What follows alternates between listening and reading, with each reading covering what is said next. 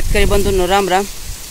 आता शेतकरी बंधूंनो तुम्ही पाहू शकता आपल्या ऊसाला का नाही पाणी सुरू आहे आणि पाण्याच बरोबर आपण काय केलेलं आहे, खत सुद्धा दिलेलं आहे। तर खत कसा दिलेला आहे माहिती का, 5 फुटाची सरी, एका सरीला 20 mm च्या 2 नळ्या लावलेल्या आहेत। एका सरीला 20 mm च्या 2 नळ्या लावल्यात आणि 5 HP चा सौर पंप असल्यामुळे त्याचा आपण आवरेज काढे त्याच्यावर 2 म्हणजे 2 धरून 17 वळी चालतात। म्हणजे नळ्या जर सांगायचं झालं तर 20 mm च्या 34 नळ्या, मग 34 नळ्या देऊन आपल्याला काय करायचं होतं, 17 वळीमध्ये वावर जर सांगा झालं तर 1 एकर आहे।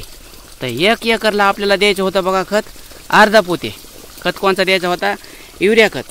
तर तुम्ही बघू शकता तर आपण प्रत्येक नळीला प्रत्येक दांडाला काय केलेलं आहे, एक माप केलेलं आहे 1 लिटरचं आणि 2 डबे खत दिलेलं आहे। आता खत इथं टाकून दिलं पाण्यामध्ये, ह्या नळ्यामध्ये हे धुवून चाललं आहे। तर बरेच शेतकरी बांधव काय म्हणले होते मला गेल्या वर्षी, शेतकरी बंधूंनो एक गोष्ट तुम्ही लक्षात राहू द्या, मी काहीच असं सांगत नाही बरं का, प्रत्यक्ष आधी अनुभव घेतो आणि मगच तुम्हाला सांगतो बरं का।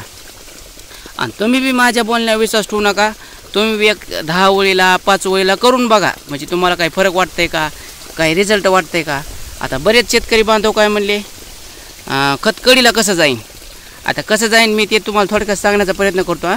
आता या ऊसाच्या काकऱ्यात का, या ऊसाच्या काकऱ्या लांबणीच्या 500 फूट आहेत बघा, 500 फूट आहेत। आता ह्या ऊसामध्ये मी जाऊन आलो बघा। आता व्हिडिओ समजा सुरू करून मी जर दाखवाय गेलो तर व्हिडिओ खूप मोठा होईल, मग नंतर तुम्ही बघणार नाहीत, कंटाळणार नाहीत। तर 500 फूट वळ जी लांब आहे का, ही वळ भिजली बघा, तुम्हाला सांगतो मी 75 ते 80% वळ भिजली। मग खाली किती राहिली, एक 20 ते 25% वळ शिल्लक राहिली भिजायची।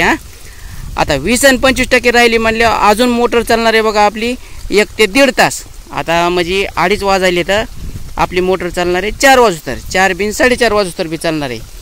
तर पूर्ण रान भिजलेलं आहे, त्याच्यावर हे खत टाकलेलं आहे आणि खत टाकलेलं आहे, हे मोबाईल काढून व्हिडिओ बनवतो तर बऱ्याच जागा विरघळ आहे बघा। आता ह्याचं सगळं लिक्विड स्वरूपात पाणी होणार आहे आणि पाणी होऊन ते जे जमीन भिजलेली का, जमिनीनं पाणी पेलेलं आहे, पण त्याच्यावरून नुसतं हे पांढरं पाणी का असं आल्लाद पाणी निघून जाणार आहे। आणि जर खतच जर बघायचं असेल तर तिकड्या कडीला गेल्याच्या नंतर खाली असं 2 पायावर कोलटेकणी बसायचं आणि बारीक अशी नजर द्यायची बघा पाण्यावर, असा तवंग आल्यासारखा दिसतंय।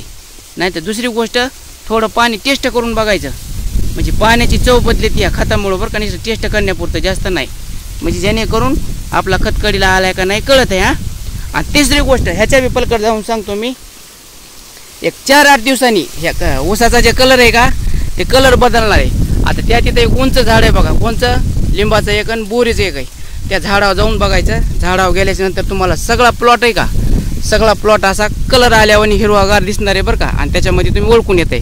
आता उदाहरणार्थ ह्या 17 वळीला खत तुम्ही दिला आहे आणि ह्या 17 वळीला दिला नाही, तर इथून एक असा बांध पडतंय, ह्याचा कलर दिसणार आणि त्याचा कलर दिसणार नाही।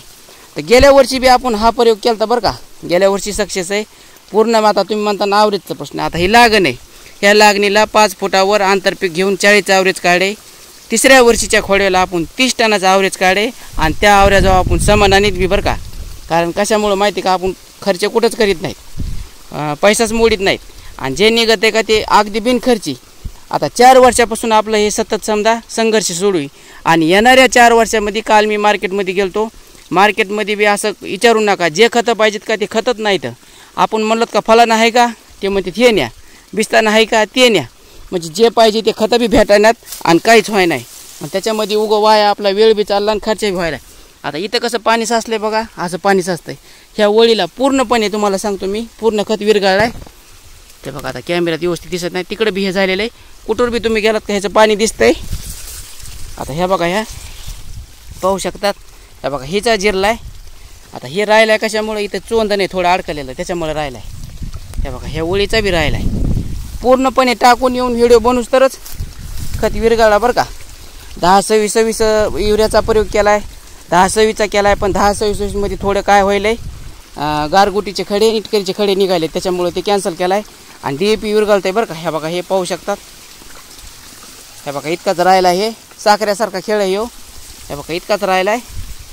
आता इथं तुम्हाला मुख्य दाखवतो बघा, आता हे आपण माप केलेलं आहे, हे माप केलेलं आहे एका वळीला 2। आता हे जे खांड काकरे आहेत का, ह्या एकात एक, इकडे 3 काकऱ्या जातात, तर त्याला आपल्याला किती डबे टाकायचे, तर 6 डबे टाकायचे। हे बघा बघू शकता तुम्ही,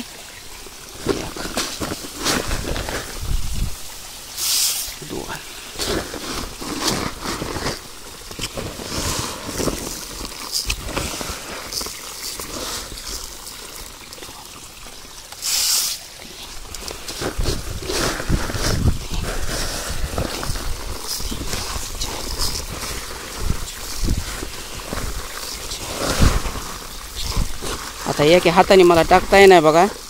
काय झालं तर माहिती का, मी खाली पाणी सुरू होतं. पाणी सुरू असताना खाली येड्याला गेलतो. तर येड्याला गेल्याच्या नंतर हे खताचं समजा नियोजन माझ्या डोक्यातच विचार चालू असते. तर कसं करावं. तर मी काय ठरवलं होतं, आज पूर्णपणे 100% ओळी भिजून घ्यायच्या. भिजून घेतल्याच्या नंतर ह्याच ओळीवर उद्या डबल मोटर लावायची. उद्या लावायची नाही तर एक दिवस बंद ठेवून दुसऱ्या दिवशी लावायची. मग काय होणार आहे, भिजलेल्या ह्याच्यावर थोडं पाणी सर निघून जातं आहे. मग तशा टायमाला आपला खत इकून द्यायचा. इकून दिल्याच्या नंतर वरून निघून जात आहे. आता ही कडीची ओळ आहे. हे बघा, बघू शकता इथं बी पांढरा कलर आहे. हा बघा, इथं बी पांढरा कलर. मोठा युरिया आहे बघा, ठोकर युरिया आहे. तर त्याचा काय एवढा पांढरा कलर नाही झाला बघा, पण पूर्णपणे असा स्वच्छ पाणी, बिस्लरीच्या पाण्यासारखं पाणी आणि वाहून गेलंय. जिथं का अडकलंय का म्हणजे खत, हे बघा हे इथं जिथं अडकलंय का असं चोंदन, हे बघा हे इथं तुम्ही बघू शकता. तर हे असं प्रकारे पाणी होतंय, सगळं खत वाहून जात आहे बरं का. शेतकरी बंधूंनो, तुम्हाला काय वाटतंय काय नाही एक कमेंट जरूर करा. लवकरच आपण अशी काही ना काही माहिती घेऊन भेटत राहू. तोपर्यंत धन्यवाद. राम राम.